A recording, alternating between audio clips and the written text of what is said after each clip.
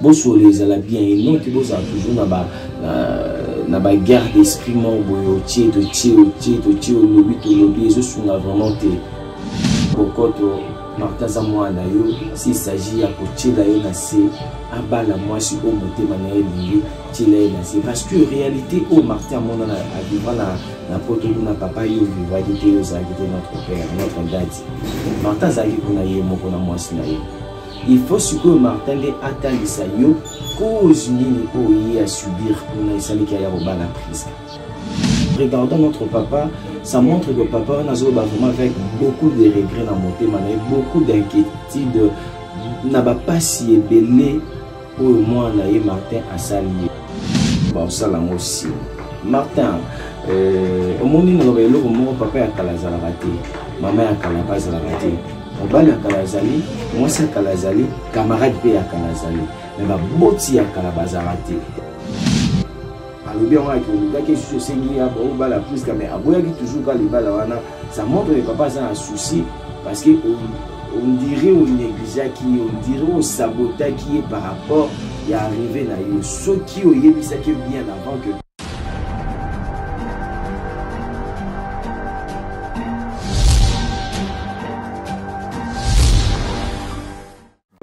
voilà, merci beaucoup, chers internautes partout dans le monde entier. Bonjour, je suis le Bakouer Hollandais, nos humbles serviteurs. Au nom des tenteurs, je vais les mais ça toujours au salut, nous à travers cette émission, analyse en partie pris. Analyse en partie prise émission, oui, c'est là, tout ça, la analyse, c'est vraiment l'actualité, c'est comme l'Arabie, vraiment. Je vous dis bonjour, bonsoir, selon l'heure à laquelle vraiment Rolanda. Émission, oh, Yonga, Yobino, tonton Hervé. Je suis là toujours. Analyse dans la Léonard Lobelanine, analyse dans la Léonard Lobela affaire, notre sœur, prise Kakanoshi, puis Mobile Naé Martin, na Papa Bokilo, Papa Bokoto, tout mes campés, Koso, la Tomona, je suis Papa Zuni, je suis na télévision, Papa, je suis na émission, à l'obus, et c'est là qui tout mais un peu comme ça analyse qu'est-ce qui fait que maman et si la éco bara toujours et continuera toujours pour le blanc à la 4e émission je tiens d'abord à vous remercier merci à vous monsieur HD le boss mon boss de moi monsieur HD boss Simon là où tu es clin d'œil à vous monsieur merci aussi à Lorraine Sampeur la mignonne de Pierre Fridicile merci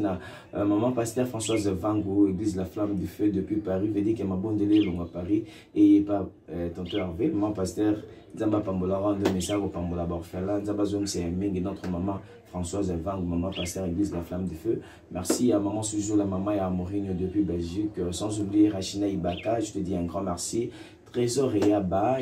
Trésor, merci à toi. Merci Nalolita Molos Abébego d'Australie.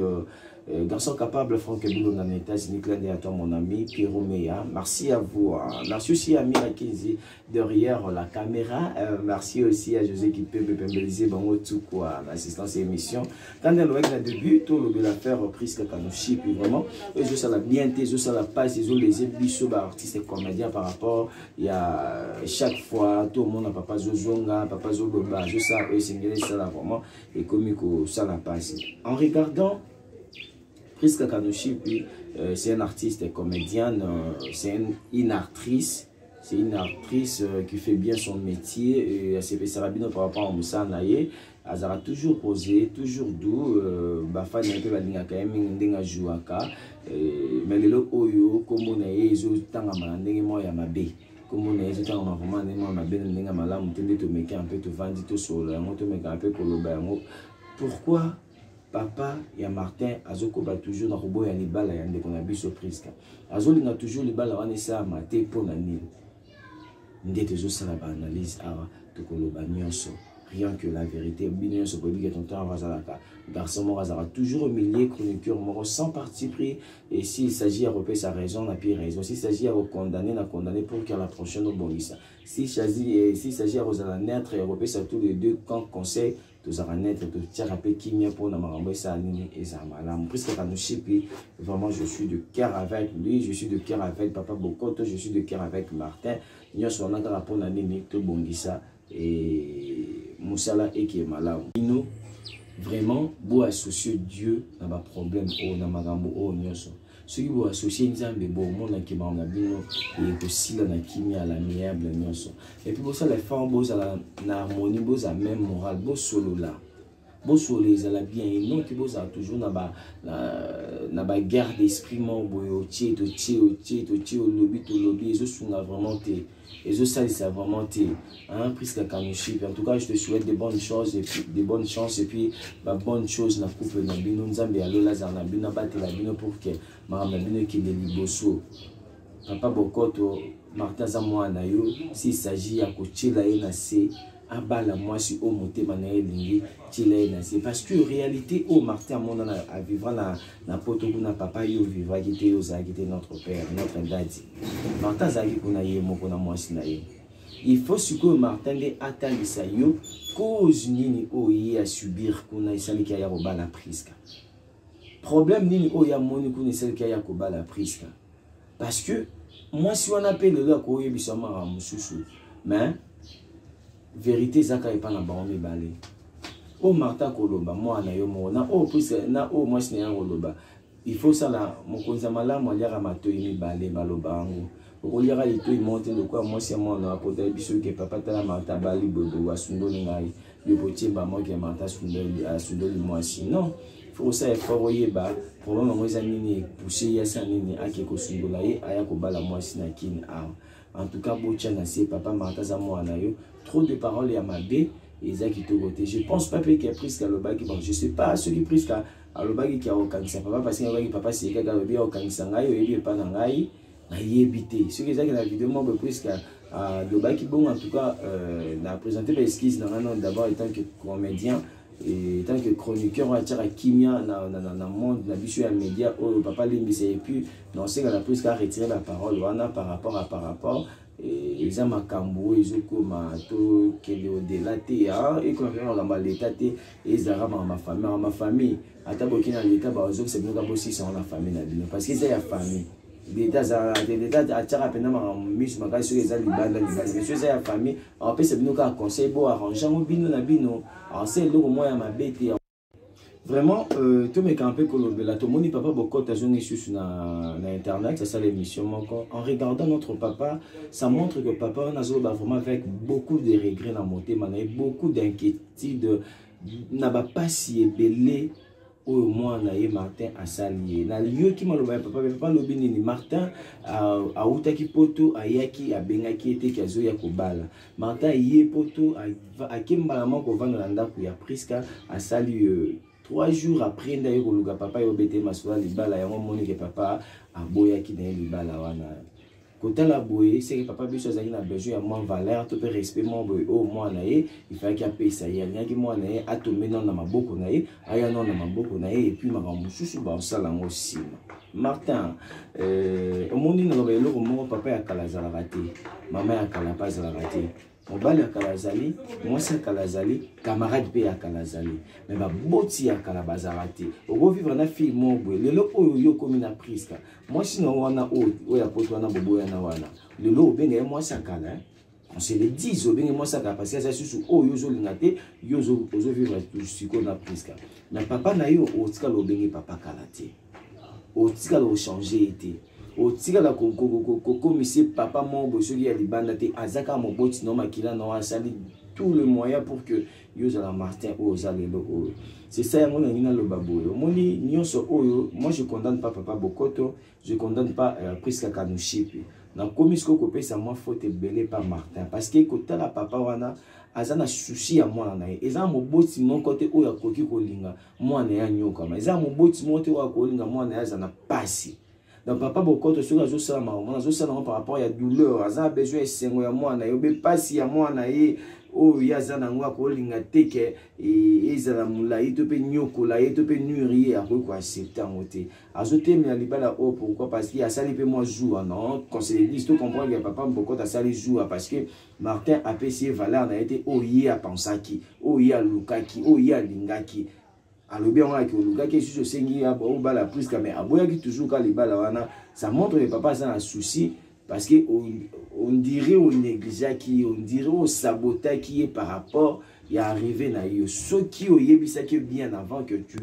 ce qui au yebisa qui est bien avant que tu viens pour que quelque bala peut-être il y a la autre chose le col au yebisa qui était c'est un moment papa à chaque fois azo boya libala yo na Priska Puisqu'à Batou, a un problème, notre sœur, moi, là, Batou, a un problème, mais je dois toujours maloma bé ya belle famille na ya, je dois toujours maloma bé ya famille na yo Martin. Oui, je suis moi na Batou, je ça biso peut passer, biso de tous aboué, tous a besoin un jour, puisqu'à ça heureuse na vie na ye, malgré au côté libala, malgré ko bala, faut un essengoti. Faut un essai, on a libala na ye, non qui a côté libala, moi, ça a toujours na mille ça a toujours na bas souffrance, ça a toujours na passe et ça qui te côté. Vous comprenez? Et papa, on a papa nayo. Ce que moi je demande chez toi, hein, Martin, la Seigneur étant que de konayo, étant que frère nayo, s'il vous plaît, yo ne m'to bomaka moto o. Landa maloba boti no bazolo ba bien. Landa maloba famille no ezolo ba bien. Ce qui nga analyse na scène ndina landa ngo eza pas si eux ba yo qui ba mono diro négligé qui ba mo sabota qui ba parce que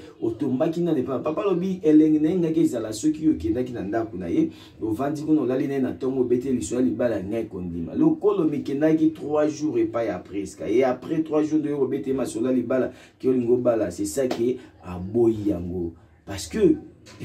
mo boti ba boti to mona o bazo nzambe assez ba maloba na bango ezaka na pouvoir to négligemment mususu te babi mo boti na yo oya biso na moki ata komi lo kizengi ata komi liboma oko négliger te tam ça komi bon par rapport à erreur mo bobi malade mo be komeli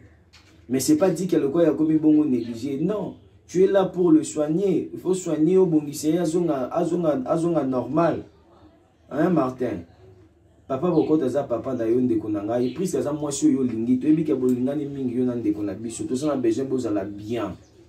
bozala heureux na vie na bino na libala na bino ceux qui ba problème ezo botama toujours besoin ça vraiment kitoko te zo sunga peuple congolais te ba actualité monsieur yaki ekundaki na actualité na bino mais papa Yesu sa la musa ngo lisusu zongisi yango lisusu biso to ko sa analyse pour na ko meka un peu ko yeba ko parce que na kolobo biso to le ba so be boza ba conscience c'est ça la non surtout le BSG membre muto a ebi que si je na ba le BSG na nga ce qui réellement est côtier il peut changer hein avant changer par rapport à ba conseil to pesaka avant va appeler ah ba la nuit porte conseil pas ni ba la nuit porte conseil pas ni ba la nuit porte conseil on l'a fait na butu pe sur conseil et ce pendant que moi le ça qui besoin de conscience non pendant na place nango. Mais mettre en pratique, quand il y a la théorie, mettre en pratique ça là yango, les balles les éloignements et sengo a des familles basent la même morale, des familles basent CP là. Pourquoi na mama libala to linga kotika ata na nyonga libala te na ndenge nyongo te na famille ya mobali botika nyonga mwasi. To linga te pour ani parce que to ebi libala les sacré libala les éloignements boé oyo ceux qui bo respecter yango te ma bé danger ko na bino na libala. Tout le monde a ébélé à côté de l'Alibala, ma beauté zate, ma problème c'est problème. Parce que si c'est bon à l'Alibala, il faut que les aguines s'engotent. Mais ceux qui tous les deux familles, bazan et s'engotent, bazan même moral, c'est belle bon sur l'Alibala. En tout cas, l'Alibala n'a bien aucun de bosser au pambo, manzama au pambo, la bien maramounion. Mais ceux qui les lobes à monique l'Alibala, wana et autres familles où ils en s'engotent. Où ils en s'engotent, je m'excuse. Maman là on peut y aller toujours à ma belle en tout cas dès qu'on a Martin je sais bien que l'ingine dès qu'on a vu sur ma casse à comment non moi qui n'y a puis c'est comme qu'on traiter na bandenge nyonso ou avant azalaka bongoté avant azalaka bongoté mais le loko ba comme qu'on traiter na ma façon nyonso c'est à cause de vous parce que vous pousser pembe na ye yo mto ye ko bala ye mais bal famille mes famille na yo balingi na bangoté le bala wana ça là est fort au changer nos dossiers et comme maintenant autrement aussi c'est un problème et comme maintenant autrement tout le monde a cas et ça la bien à chaque fois que mon papa na yo nan de ko nomba la kolobela priska baba traiter la priska so qui ça dérange et je suis habitué je suis habitué bien même si toi ça battre la habitué je déranger bon ça bon bien ba ta priska moi bon na mon aboué comme comment va traiter comment va zo mon abatuana hein Martin. Yum tout ça à l'auteur ya marambo nyonso ba problème nyonso mtaza à la base na ngeza yo yo pe mto cesser les faits yo pe mto boma moto na kimia so po kimiko ta yo ka ndé mto ça na so sali bon te mo so ça la pe en za la tende ko na Martin puisque ça moi si na yo je sais bien que lingi yé pas lingi yo en tout cas to souhaiter ba bonne chance na couple na bino nzamba pambola bino ki ni boso mais to aussi na ndé bozala errer na vie vous allez errer la vie na bino ceux qui sont là au moins ils ont marché bien té vous c'est l'effort vous arranger pour que vous marché bien Et c'est là au moins malade, non que ba problème ezali bo monde na misu bo tala bo. Et puis na ngalo belanda cher na biso titi ndeko ya Martin o ya lobi que oh Martin za l'histoire na ngate nga bo malibala et le malibala ezaka pour ma chambre. Ma sœur, on dit on se marie pour le meilleur et pour le pire. Mais pour le meilleur ezaka nini? Bah bon moment bozo vivre boza bien bola la raté bozo bien mobile na yo bozo kaka na bino bozo bota bozo sa mamne c'est ceux qui ne bozo na mazo pa ba faire na bino na projet na bino c'est simba pire si ko ezaralini tant beaucoup ma lelo vraiment boliete bobi ke frère Patrice Abeti lelo bo soigner lelo bo bundi